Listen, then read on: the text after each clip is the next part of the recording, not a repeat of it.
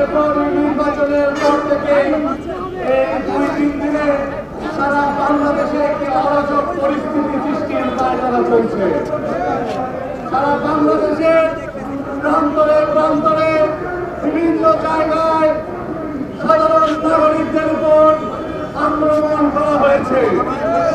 আপনারা দেখেছেন বিএনপি এর বিগত 2 দিনে অসংখ্য জায়গায় মানুষের উপর নির্যাতন চালিয়েছে।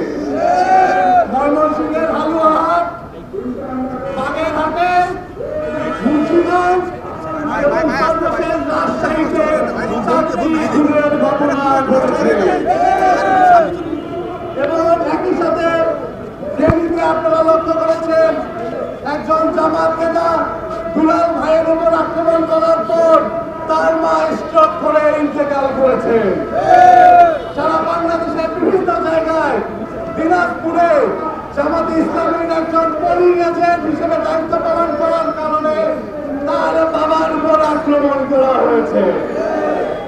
একটি দল হায়নার মতো এদেশের বিরোধী রাজনৈতিক মতাদর্শের উপর হামলা করেছে। তারা বিভিন্ন জায়গায় মানুষের উপর হামলা করছে, মারপিট করছে, ঘর বাড়ি ভেঙে ঘুরিয়ে দিচ্ছে, অগ্নিসংযোগ করছে।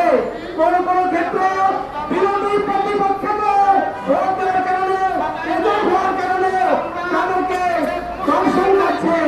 আমরা মনে করতে চাই এটি নব্য ফ্যাসিবাদের প্রতিনিধি হিসেবে আমরা দেখতে চাই। এই দলটি বিগত 17 বছর রাজদল ছিল, কিন্তু তারা আজকে ক্ষমতায় পাওয়ার পর নিজেরা আজকে কারণ হয়ে উঠছে। এটাই বাংলাদেশের জন্য, বাংলাদেশের রাজনীতির জন্য একটি আসলে সংকট হিসেবে আমরা দেখছি।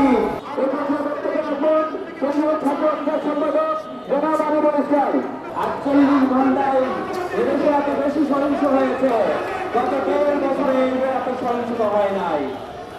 আমরা দেখলাম আমাদের যে সকল ভাইরা বাড়িমহল্লায় ভোট দিয়েছিল তাদের বাড়িগুলোতে আগুন দেওয়া হচ্ছে, তাদের ব্যবসা প্রতিষ্ঠানগুলোকে জ্বালিয়ে দেওয়া হচ্ছে, তাদের সম্পদগুলোকে দখল করা হচ্ছে, তাদেরকে প্রায় 4 জায়গায় 4 জন ব্যক্তিকে তারা হত্যার মতো কার্যক্রম করা করেছে, তারা ধর্ষণের মতো কার্যক্রম করেছে।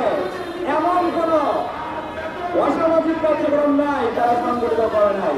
আমরা বলতে চাই জনাব তারেক রহমানকে, আপনি কি আপনার ইশতেহারে এই ধরনের কোন কার্যক্রম লিখেছিলেন?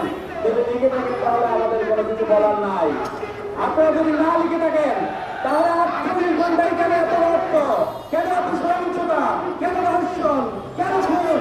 এই জাতি আপনাদের কাছে জানতে চাই, এই জাতি আজকে বুঝতে চাই যে আসলে আপনারা বাংলাদেশ থেকে কোন দিকে নিয়ে যেতেন। আমরা বলতে চাই যদি এই ধরনের কার্যক্রম চলমান থাকে, বাংলাদেশ ইসলামী ছাত্র শিবির এদেশের তরুণদেরকে নিয়ে, এদেশের জুলাই যোদ্ধাদেরকে নিয়ে, এদেশের আলফাদের জনগণকে নিয়ে আবারও রাজপথে নেমে আসবে ইনশাআল্লাহ। বন্ধ করার ক্ষমতা